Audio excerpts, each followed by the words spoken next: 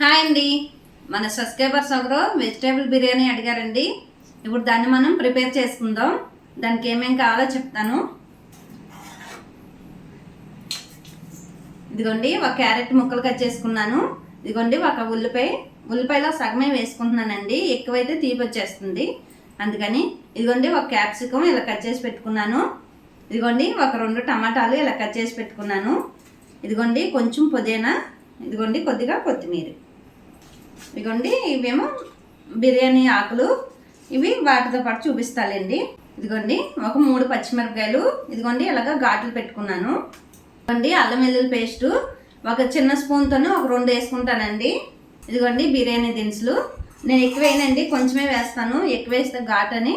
ఇదిగోండి, కొంచెమే దాల్చిన చెక్క, లవంగి, ఇవన్నీ, నెయ్యి, ఆయిల్ అండి, తగినంత ఉప్పు, కొంచెం పసుపు వేసుకుందాం. ప్రాసెస్లోకి వెళ్ళిపోదాం, వచ్చేయండి. గ్యాస్ వెలిగించుకుందాం రండి.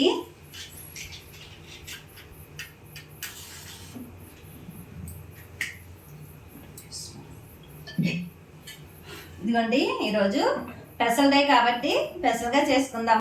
దీంట్లో బిర్యానీ చేయాలని ఎప్పటి నుంచో అనుకుంటున్నాను, అది ఈరోజు కుదిరింది, అందుకని ఇందులో చేసుకుందాం. నేను ఒక 1/2 కేజీకి ఎక్కువ, 3/4 కేజీకి తక్కువ చేస్తానండి.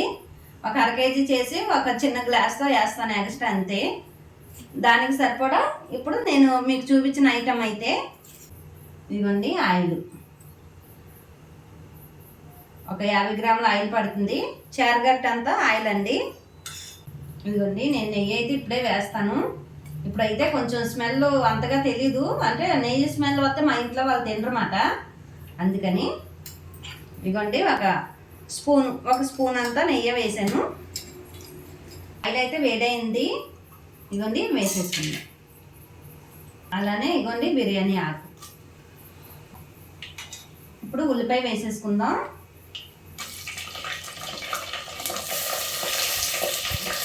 పచ్చిమిరపకాయలు కూడా వేసేస్తాం. ఇదిగోండి, క్యారెట్ ముక్కలు వేసేసుకుందాం. ఇదిగోండి, ఇవి క్యాప్సికం.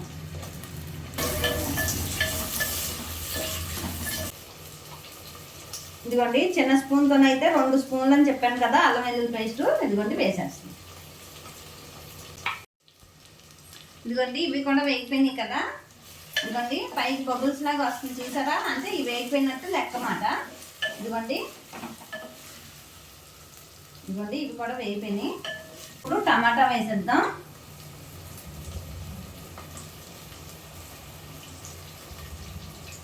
ఇదిగోండి, కొంచెం కొత్తిమీర కూడా వేసేద్దాం. ఇదిగోండి, పుదీనా, కొంచెం కొత్తిమీర పుదీనా కూడా ఉంచుకున్నానండి నేను పక్కకి, అవసరం ఉందో దాంతో తర్వాత చెప్తాం మీకు.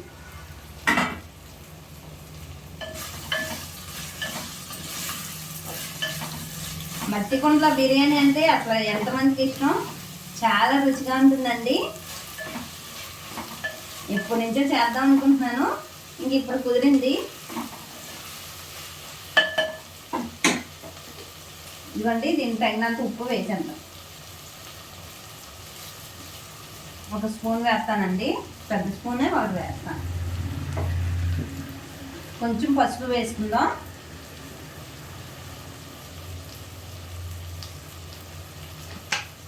బిర్యానీలో నేను పసుపు అయితే వేస్తానండి కొంచెం, ఎందుకంటే పసుపు ఎక్కువగానే వాడతాను నేను ప్రతి దాంట్లో.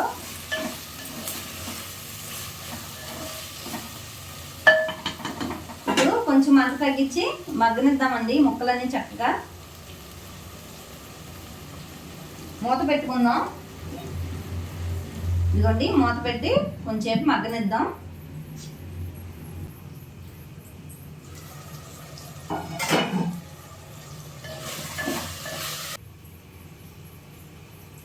ముక్కలన్నీ అయితే ఇదిగోండి ఇలా మగ్గిపోవాలి. ఇదిగోండి చూసారా, ఇలా మగ్గిపోవాలన్నమాట ముక్కలన్నీ. ఇప్పుడు ఇవి 3.5 గ్లాసులు తీసుకుంటాను.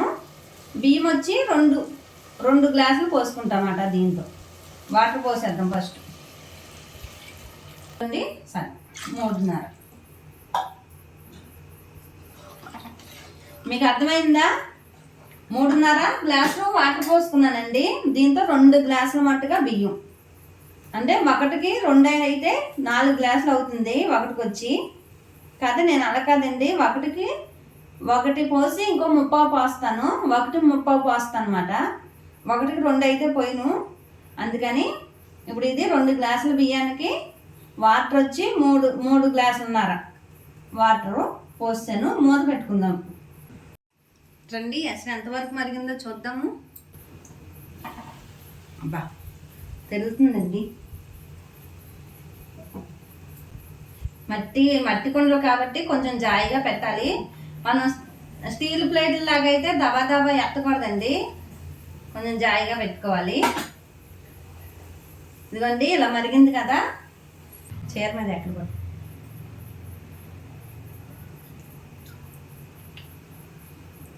ఉప్పు అయితే కరెక్ట్గా సరిపోయిందండి. చెక్ చేసుకొని వేసుకుంటే మంచిది కదా, అందుకని ఇప్పుడు నేను దీంట్లోనే కొంచెం ఇదిగోండి, ఇప్పుడు నేను దీంట్లోనే కొంచెం చికెన్ మసాలా పొడి అయితే వేసుకుంటాను. లేదు అంటే ధనియాల పౌడర్ అయినా వేస్తానండి. కొంచెం ధనియాల పౌడర్ అయితే నాకు ఇప్పుడు అందుబాటులో లేదు, అందుకే కొంచెం చికెన్ మసాలా వేస్తాను. కొంచెమేనండి, ఎక్కువ వేయను. మళ్ళీ ఇప్పుడు బియ్యం వేసాను.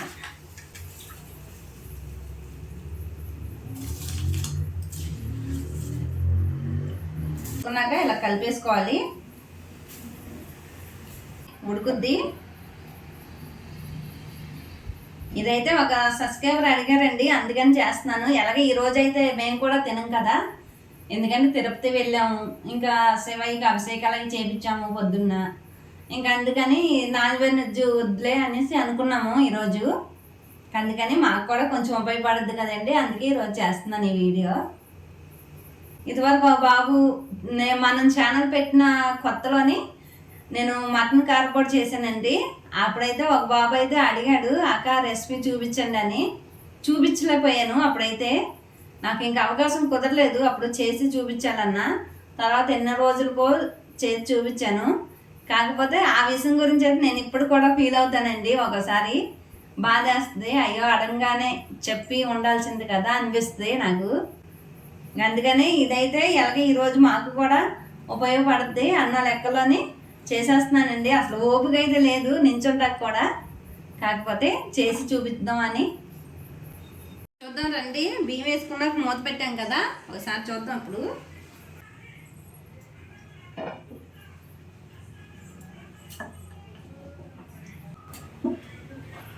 మట్టి కొండలో ఏదో అక్షయ పాత్ర ఉన్నట్టుందండి. నేను ఒక 1/2 కేజీ బియ్యం అయితే కేజీ రైస్ లాగా వచ్చినట్టు వచ్చింది. నిజంగానే అలా ప్రతి ఒక్కరికి అక్షయ పాత్ర ఉంటే ఎంత మంచిదో, వంట చేసుకోకుండానే చక్కగా భోజనం చేసేవచ్చు. ఇదిగోండి ఇప్పుడు ఏం చేస్తానంటే, ఇదిగోండి నెయ్యి వేసుకున్నాను కొంచెం.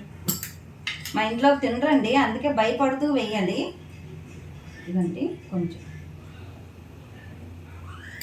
ఇదిగోండి కొత్తిమీర పుదీనా ఉంచుకున్నాం కదా ఇందాక, అది కూడా ఇప్పుడు వేసుకుందాం. ఇదిగోండి వేసేసుకుందాం. ఇందాక దీనికే ఉంచాను, పైన వేస్తే కొంచెం ఫ్లేవర్ చాలా బాగుంటుందండి, అందుకనే ఉంచానమాట. మూత పెట్టుకొని చక్కగా మంట సిమ్లో పెట్టుకున్నాం అనుకోండి, చక్కగా మగ్గిపోతుంది. ఆ చెమ్మకి ఆ పలుకి చక్కగా ఉడికిపోతుంది. అందుకని నేనైతే మంట తగ్గించాను. ఇవ్వండి అలా ఉంచుకొని ఒక 5 నిమిషాలు ఆగాక చూద్దాం. మళ్ళీ చూద్దాం రండి ఒకసారి మూత తీసి. మ్యాక్సిమం అయిపోవచ్చు ఉంటుంది నాకు తెలిసి. చూసారా, ఇదిగోండి అయిపోయింది. ఇదిగోండి ఇలా ఉండాలి.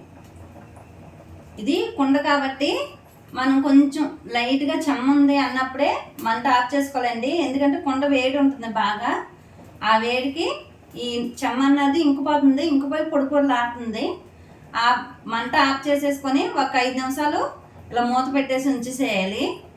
మన మట్టి కుండలు మామూలు దాకల్లాగా గిన్నెలాగా ఆ చెమ్మ మొత్తం అయిపోయాక ఆపకూడదండి, కొంచెం చెమ్మ ఉండగానే ఆపాలి. ఇదిగోండి నాకైతే ఇదిగోండి అయిపోయింది. ఇప్పుడు గ్యాస్ ఆఫ్ చేసేస్తాను. గ్యాస్ ఆఫ్ చేసి మూత పెట్టేసి ఒక 5 నిమిషాలు అలా ఉంచుదాము. చక్కగా ఈ కుండ వేడికి చక్కగా అదంతా చెమ్మ అన్నది ఇంకుపద్దండి. బాగుంటుంది, పొడి పొడిలాడుతూ. నేను చూపిస్తాను మీకు మళ్ళీ. గ్యాస్ ఆఫ్ చేసేసుకున్నాం కదా, ఇంకా వేడిగానే ఉంది, చూద్దాం. సూపర్, స్మెల్ కూడా సూపర్ ఉంది. ఇదిగోండి, చెప్పాను కదా వేడికి ఇంకిపోద్దని. ఇదిగోండి చూసారా, ఇదిగో ఎలా పొడి పొడిలాడుతుందో. ఇదిగోండి చూడండి ఎలా పొడి పొడిలాడుతుందో చూడండి. పోండి పొయ్యికి నేను ఈరోజు పాలు కూడా పొంగించలేదు. పొయ్యికి ఈ రకంగా తీసుకున్న నైవేద్యం అమ్మ, అంతే. ఇదిగోండి ఇలా ఉండాలి పొడి పొడిలాడుతూ. మీకు మ్యాక్సిమం కుదిరితే కనుక ఇదిగోండి ఇలాంటి మట్టి కుండలోనైతే చేసుకోండి. ఇప్పుడు నేను కొంచెం ప్లేట్లో పెట్టి చూపిస్తాను మీకు.